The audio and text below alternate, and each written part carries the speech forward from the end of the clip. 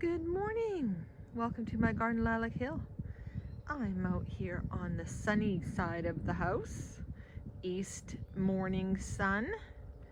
The sun is just starting to get higher in the horizon, and we've had daylight savings change where we moved the clocks forward last week. So now I'll start to get more sun because my garden is still quite shady. I don't get morning sun for a few more weeks yet. Things still seem to be doing okay. So this is the sunniest part of the garden right now, and it has the daphne, which is just coming into flower. Some of the flowers on the other side here are open already and just getting a nice scent off that. This is one I had covered up with the frost cloth. Seems to have appreciated my efforts. Big daffodil just come up. It's a beauty.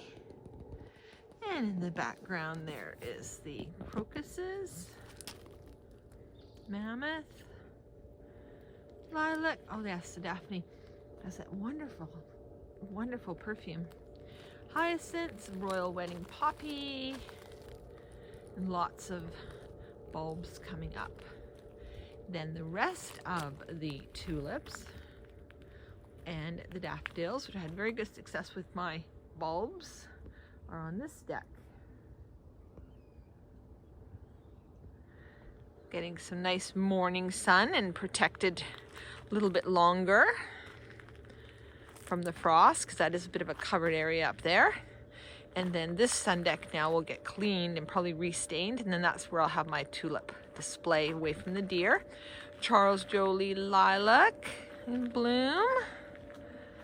So today I want to share some projects, things I've been working on and areas we've finished and things we've got to do still.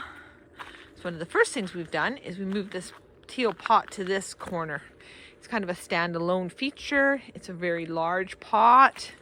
I think the scale is good against the deck. And then we put the strawberry arbutus into the pot, but the strawberry arbutus seems to have a bit of a spot on it. So I don't know if that's normal. We'll just see how it does, because this is really hot in the summer. It's not hot now, but in the summer this is full on afternoon sun. So we'll just see how it does, but it is in a pot just set in there because I don't want to plant it into here until I know that this is where it's going to be. I might end up putting something else into the teal pot eventually, but I think the teal pot is nice to be settled there. And I'm wearing my new fingerless gloves from my aunt. Sent them in the mail to me. She's very talented with needle and knit work, so I think that's a beautiful color of wool that she used there, so thank you very much for those. And it is a bit chilly today, so it's nice to have some cover on my hands. I brought out of the house to pot up some of these gladiola bulbs. They're just from the dollar store, but even if the bulbs don't come up, I still like the colors on the cards. They're really colorful, so pretty. I really am drawn to color. So down here, some things that are just starting to get some morning sun. This is a nice sunny spot. Not now, but this is warm. This is actually my south-facing area. There's a smoke bush in here. It's going to go into the garden. I bought that in the city last month when we visited my mom. Oh, finger. And here are some crown imperial lilies. I really hope one of them is yellow. I've yet to have a yellow crown lily. So lots of things in pots that have been in the blue building all winter. Oh, sorry, I've had a bit of a cold. I just had a sniffle. Almost time to take the covers off the roses. Add that to the list. So up here, this bed has been extended. This is another area I was working on, and I was going to put a path right here straight through gravel. I think I talked about that in one of my other videos, but I've decided not to do it because this has surprisingly good soil underneath the sod when I lifted the grass. Now Terry doesn't have to mow this strip. I think it turned out really good, and everything just looks like it kind of belongs now. The patio ties in, and now there's a nice proportion to the little glass house with the rest of the garden. And I was kind of bored of the oval, but I will be reusing the boulders in other areas. I've already reused a few of them. And one of the first plants that I put in for some spring show is this King Edward VII currant. It is a lovely little flowering currant. And the deer have already walked through here and they have not eaten the currant, so I hope they leave it alone. Then I had the Euonymus Emerald and Gold further into the garden, and now I put them along the edge here. Just going to go on this side. I'll show it from this angle. And I think that is quite smart. I think there's good lines there. The lines of the building show the lines of the patio and the lines on either side. So sometimes it's good to have curves and to have straight lines in a garden. My shovel is over there in the corner because I'm going to be moving the daisy from the corner. And I'm not going to have a main traffic path through here anymore. You can see that the plants are quite close together. I've even got little grates or little holders here to mark that there's plants. This daisy needs to be redone. It's gotten too spread. The center has died out, and then the plants all around the edge. So if I dig it up, I can actually put that daisy back. Smoke bush young lady hasn't come out of dormancy yet. Day lilies looking good, except they've had a little nibble. There's my phlox, and actually having these stems like that help the deer to not eat the new shoots, because the deer actually hit the shoots before they hit the stems with their noses. Wishful thinking. All right, so I just want to come through here. My wild geranium. That's actually a really good plant for the bees. And look at how it stays nice and evergreen. So lots of the little perennials are starting to show. This is exactly where the daisy is going to go, right there. The echinops around the rose. Hopefully that's successful. And the rose is in bud. That's the old Chicago fire. No, that's the Euonymus. The Chicago peace rose. The deer leave it alone. A lot of hoping going on. This corner here is where I put my bench. But what I want to come over here and show is that the two bee balm pots from in front of the hosta enclosure got moved, and one of them went right here. And look at that. It sort of almost is like a little bit of a blocker down to the neighbors. And that's very full sun, and I think the bee balm will do really well there. It wasn't getting enough sun, and it was getting quite mildewy in the later part of the year. So I think that's going to be quite successful. There is my beautiful Snow Queen rhododendron just about to open. Probably another week, and that'll be in beautiful creamy white blooms. And lots of other rhododendrons are going to be coming open soon. There's purple in here, and I'll have to review my rhododendron varieties. Oh, little bird just flew by. This was where I had the burning bush plant, and I moved it out of here because I couldn't really get behind it to clean. But I have to put something because this old dead tree stuff, it's a bit of a head. I could bang my head on that, so I want to make sure I have something here. Just don't know what. And the plant that got moved was the burning bush Chicago fire, Euonymus alatus. Yeah, Euonymus alatus got moved out of here, and that's why there's kind of a hole right there. It was a good try, but I've still got my roses back there. And yeah, so we'll see how they do. I really think the hybrid tea is probably a sitting duck for the deer, but that's life. We'll just see how that goes.